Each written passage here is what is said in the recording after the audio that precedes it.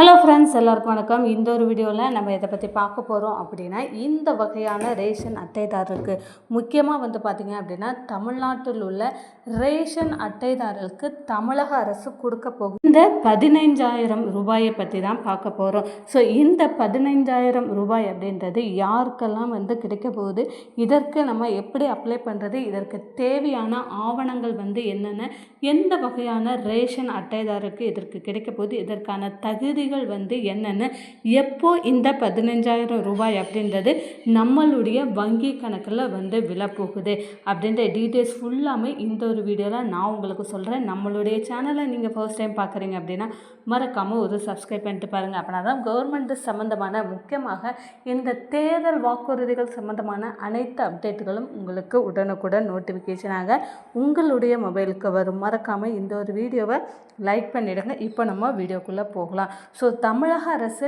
நாளுக்கு நாள் தேர்தல் வாக்குறுதிகள் அப்படின்றத ஒவ்வொரு தலைவர்களும் புதிய புதிய தேர்தல் வாக்குறுதிகள் அளிச்சிட்டு வராங்க.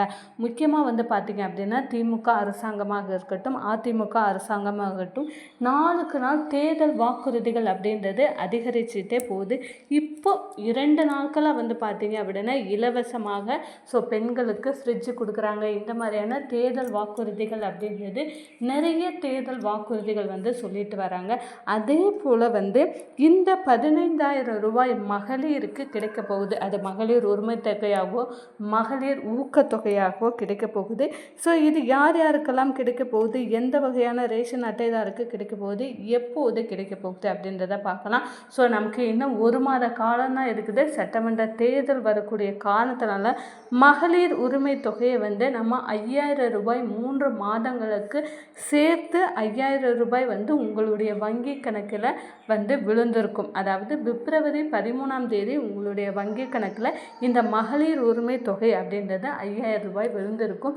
அப்படி 5,000 ரூபாய் விழுந்து ஒரு சிலருக்கு இந்த மகளிர் உரிமை தொகை மீண்டும் விண்ணப்பித்தவர்கள் நிறைய பேர் இருக்கிறீங்க. அதில் ஒரு சிலருக்கு அந்த தொகை கிடைக்காமல் போயிருக்கும் இல்லையா.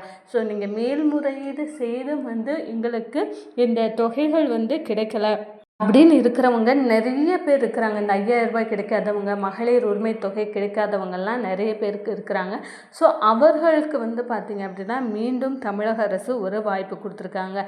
அது என்ன வாய்ப்பு அப்படின்னு கேட்டிங்க அப்படின்னா, இந்த மகளிர் உரிமை தொகை உங்களுடன் ஸ்டாலின் முகாம்கள் மூலமாக விண்ணப்பித்து உங்களுக்கு கிடைக்கல அப்படின்னா உங்களுடைய தாலுகா அலுவலகங்களுக்கு சென்று நீங்கள் விண்ணப்பிக்கலாம். உங்களோட தாலுகா ஆஃபீஸில் போயிட்டு உங்களோட தாசில்தார்கிட்ட நீங்கள் மேல்முறையீடு பண்ணலாம். எழுத்துப்பூர்வமாகவும் நீங்கள் மேல்முறையீடு பண்ணலாம் அப்படின்ற சொல்லியிருக்காங்க. ஸோ அப்படி மேல்முறையீடு செய்யும்போது 30 நாட்களுக்குள்ளே உங்களுக்கு இந்த பணம் கிடைத்துவிடும் அப்படின்றதையுமே சொல்லியிருக்காங்க.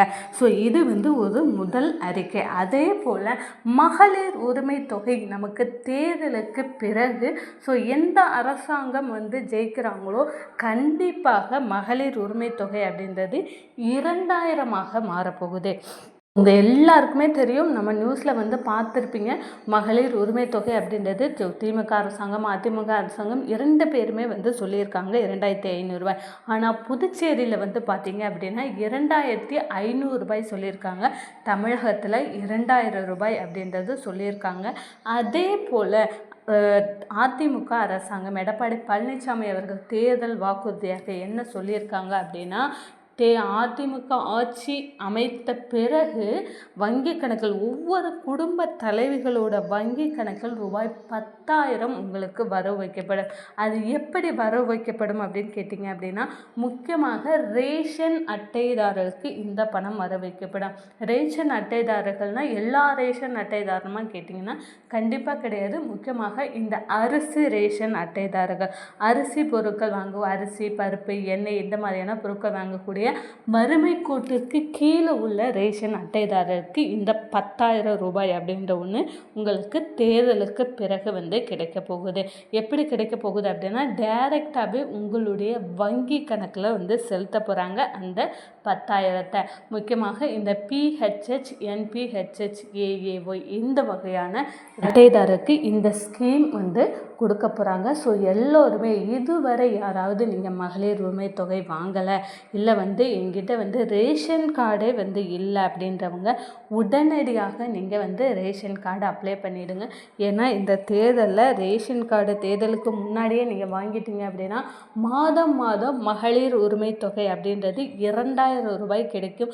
அது மட்டும் இல்லாமல் உங்களுக்கு தமிழக அரசு ஊக்கத்தொகையாக 5000 ரூபாய் அப்படின்றது கொடுக்க போகிறாங்க. எதற்காக அப்படின்னா பெண்களை முன்னேற்றக்கூடிய வகையில் பொருளாதாரத்தில் பெண்கள் ஒரு ஒரு ஒரு சுய தொழில் தொடங்குவதற்காகவோ ஒரு வருமானம் ஈட்டக்கூடிய ஒரு தொழில் தொடங்குவதற்காகவோ இது முன்பணமாக இருக்கலாம் அப்படின்றதையுமே சொல்கிறாங்க. ஸோ இந்த மாதிரியான நிறைய தேர்தல் வாக்குறுதிகள் நிறைய விஷயங்களை சொல்லிட்டு வராங்க. இது எல்லாமே மக்களுக்கு சென்று சேர்றதில்ல, நிறைய பேருக்கு அது தெரியதில்லை.